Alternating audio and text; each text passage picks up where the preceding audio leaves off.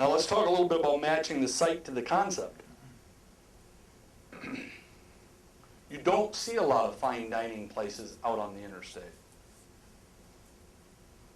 If you think about it, you're driving the interstate, you see a little restaurant row, you see mostly fast food there. On occasion, you'll find a casual dining or a fast casual.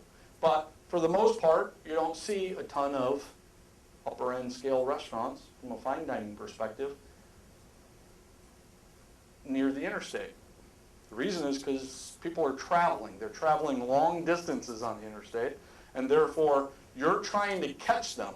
If you look at the interstate from a long distance, let's say this is 300 miles. Well, so there's all kinds of roads that break off of it, and you're trying to catch them at the different roads that break off of it. And there's a lot of vehicles going by here, and they know that the objective is to get from point A to point B on the interstate, so you don't want to create a concept that's going to slow them down. That's why you see a lot of fast food. Then you take a metropolitan area.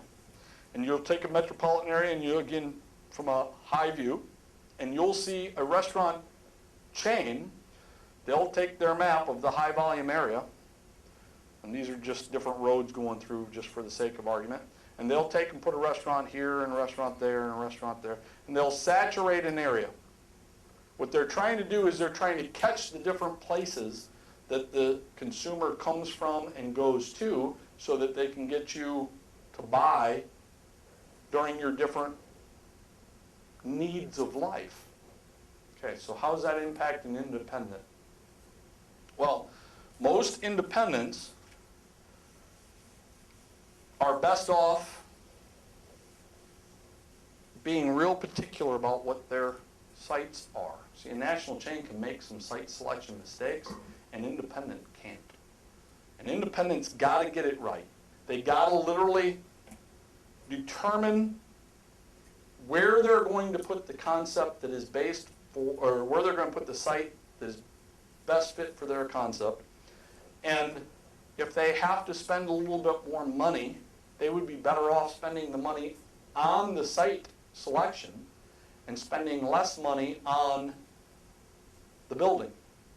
Because that site is going to determine sales volume, and they're not going to be able to saturate an area like a national chain would. They're going to be able to put one, maybe two or three restaurants in the marketplace.